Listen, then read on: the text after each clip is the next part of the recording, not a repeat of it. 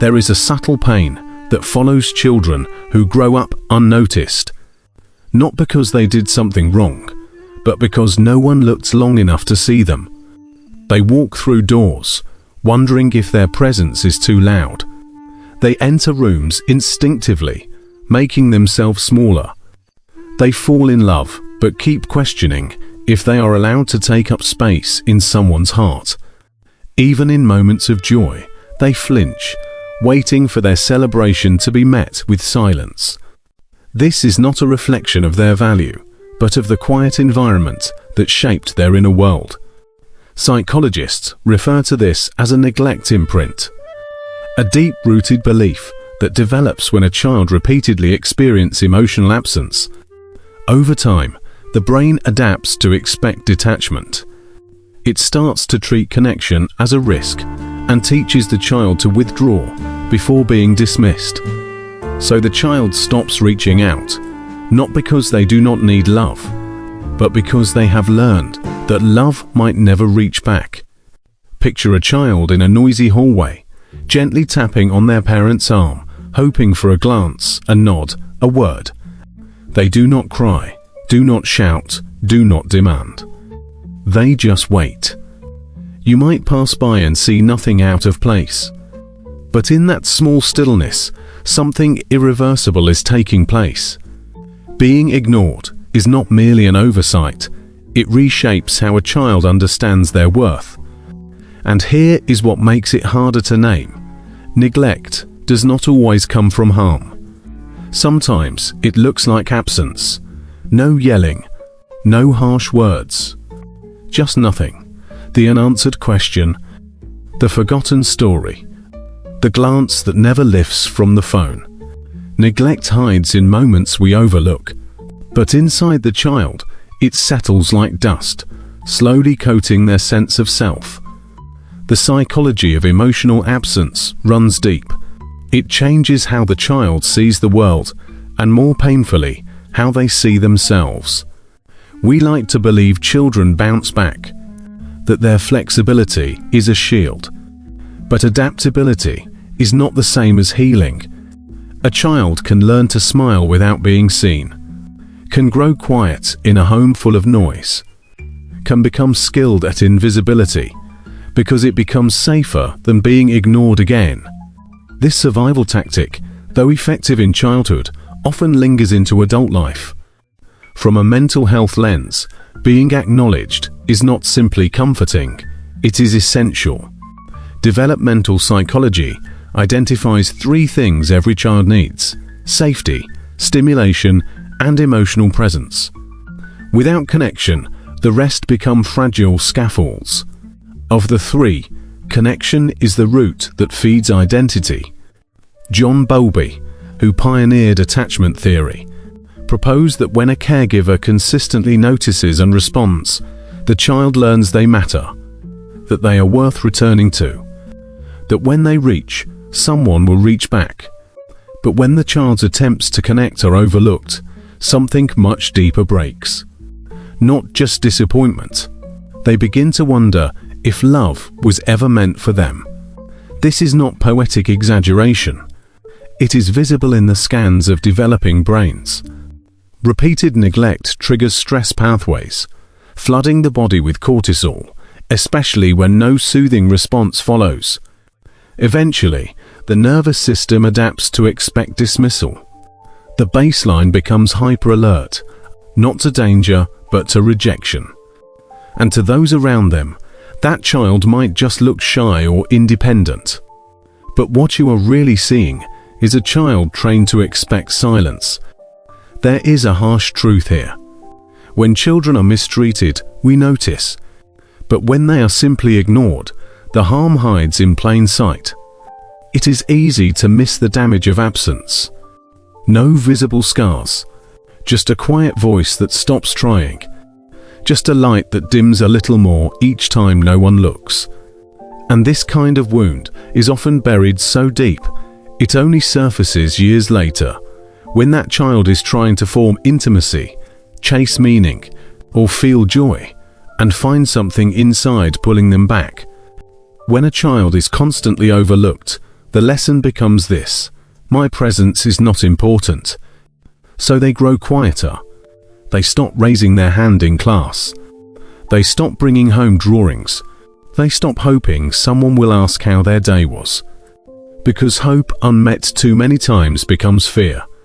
And fear teaches avoidance. This is why emotional neglect is so difficult to identify. There is no single event. No sharp moment of harm.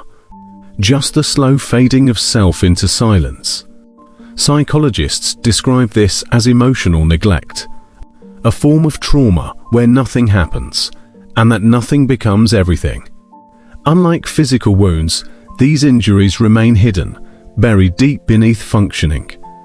They often emerge not in childhood, but in adulthood, when connection is needed most. Adults who felt unseen as children often battle chronic self-doubt. They wonder if their thoughts are valid. They hesitate to speak, afraid of being dismissed. Some avoid intimacy altogether. Others pursue it with desperation, craving recognition they never received. They bend themselves for approval, hoping to finally feel visible. Imagine being a child who wants to show their parents something important. You hold up your drawing. You wait for their eyes. But they never lift their gaze from the screen. So you lower the paper, say nothing, and pretend it did not matter. Now imagine this happening over and over again. The child starts to believe their joy is unworthy of attention. Their pride becomes something to hide. And that lesson, unspoken and subtle, becomes a truth they carry forward. This child grows into an adult who shrinks from their own success, who downplays achievement, who says things like it was nothing even when it meant everything. The ignored child becomes the adult who cannot fully see themselves. And the world does not always help. People may praise their strength, their independence, their calm, but they rarely see the cost behind it. Because behind the self-reliance is often loneliness. Behind the calm is anxiety. Behind the strength is exhaustion. Research supports this pattern. A 2019 study from the Journal of Child Psychology and Psychiatry found that emotional neglect is linked to persistent loneliness in adults, regardless of how socially connected they appear. This means someone can have a partner, friends, even a community, and still feel invisible inside. Because loneliness is not just about proximity, it is about presence. And when presence was missing during critical years, the absence echoes. Most parents who emotionally neglect do not mean to. Often, they are overwhelmed, working multiple jobs, or facing mental health issues of their own. Sometimes, it is simply a lack of awareness. They did not know that glancing up, responding to a question, or remembering a birthday could shape a child's entire identity. But intention does not erase impact. The child does not feel less unseen because their parent was tired. They only know the ache of being overlooked. And that ache, when unnamed, becomes a pattern.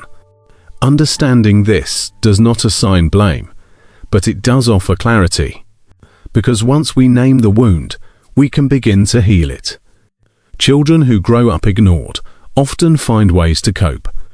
Some become fiercely independent. They learn to take care of themselves early, not out of maturity, but out of necessity. Others become high achievers. They chase excellence as a way to earn the attention they never got. And some become emotional caretakers, always tending to others' needs in hopes of keeping love nearby. But these strengths often mask fatigue. The independent child becomes the adult who finds it hard to trust. The high achiever becomes the perfectionist who never feels enough. The emotional caretaker becomes the people pleaser who cannot say no. And perhaps the most tragic adaptation is apathy.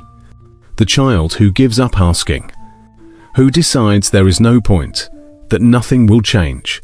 This kind of resignation can follow them for years. It may look like lack of motivation, black, disinterest, but beneath it is sorrow and a deep unspoken belief that they are not worth the effort. What makes emotional neglect so hard to talk about is its invisibility. There is no dramatic moment to share, no clear story to tell, just the long memory of not being remembered, and that silence itself becomes a wall. Adults who were ignored as children often struggle to ask for help. They say things like nothing really bad happened, or it was not that serious. But absence is not harmless. It leaves gaps where care should have been, and those gaps can shape everything that follows. Studies from institutions like the National Institute of Mental Health show that adults who experienced emotional neglect as children face higher risks of anxiety, depression, and difficulty forming close relationships. Another study from the Harvard Center on the Developing Child highlights how consistent recognition during childhood strengthens neural pathways for resilience, while neglect weakens them. In other words, being acknowledged is not just comforting. It is essential for healthy development. It is not extra. It is fundamental. This does not mean that being ignored seals one's fate. Many people who felt invisible as children become deeply empathetic adults. They know how to listen. They notice small details. They understand what it means to feel unseen. And because of that, they do their best to never let others feel the same. But the road there is not easy. It takes years to unlearn beliefs that were absorbed before words were even formed. Healing does not begin with perfection. It begins with recognition. With the willingness to say, what happened to me mattered. My needs were real. My absence was not imaginary. For the adult who grew up ignored, the first healing act is to give themselves what they were denied: acknowledgement. And though that might sound abstract, it often takes very simple forms. Saying your thoughts aloud, even when no one else hears them. Celebrating something small you accomplished, even if no one claps. Telling yourself quietly, I matter. These are not small gestures. Are acts of rebellion against years of silence. They retrain the mind. Each time you express a feeling and do not dismiss it, you shift your internal narrative. Each time you name a need and allow it to exist, you rewrite old scripts. This is how healing works, not all at once, but one moment at a time. In friendships, these patterns often show. Adults who were ignored as children tend to be the quiet supporters, always listening, rarely speaking up. They may be seen as selfless, but inside they are aching for reciprocity, wondering why their needs always come second. In romantic relationships, the effects deepen. Some may cling, desperate not to be left behind again. Others may push away, afraid of being known too closely. Both responses come from the same root: fear of vanishing in someone else's world, fear that their emotions will once again go unanswered. Yet within all of this is something remarkable. Children who grew up ignored often develop exceptional emotional intelligence. They learn to read people, to sense moods. To understand unspoken dynamics, because as children, their safety depended on it. They had to know when it was safe to speak or when silence was safer. This sensitivity can become a strength, but it often comes at a cost. They may tune into others so much that they forget to listen to themselves. There is another layer to this identity. When a child is not mirrored, when no one reflects their emotions or affirms their voice, they grow up unsure of who they are. They might seek validation not out of vanity, but out of a fundamental longing to be real, to feel seen in someone else's eyes. And when that does not happen, selfhood remains fragile. But even here, there is hope. The human brain is not fixed.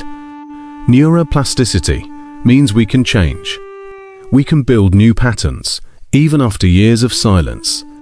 Each time someone listens to us, each time we are held emotionally, the brain registers safety. Each time we set a boundary, and it is honored, the nervous system learns trust. Bit by bit, new connections form. Healing is not loud. It is not dramatic. Sometimes it is as quiet as saying, "I feel sad," and letting that be okay. Sometimes it is as powerful as whispering, "I was hurt and I want to be heard." These small acts are not small at all. They are revolutions. To speak, after years of being ignored, is to reclaim your place in the world. It is to say, "I exist, and I deserve to be known." It is also important to recognize that many parents who ignored their children were once ignored too. This is not about blame, but about breaking a cycle. Because when you begin to heal, you are not just healing yourself, you are changing what comes after you. Every time you choose to listen to your needs, you become the kind of parent, friend, or partner who listens. Every time you affirm your worth, you create space for others to believe in theirs. Healing ripples outward. And this leads to one final truth. The child who was ignored often feels like they never left a mark, like they were invisible to the world. But that is not true. Their story matters. Their voice holds power. By daring to speak, they show others it is possible. By healing, they become proof that wounds can be transformed into wisdom. So, if you were that child, sitting quietly, hoping someone would notice, know this now. You mattered then, you matter now. Healing is not about rewriting your past. It is about reclaiming your presence and learning to see yourself not through the lens of what was missing, but through the light of all that you are becoming. Being ignored shaped your path, but it does not define your destination. You are not invisible. You are simply waiting to be seen.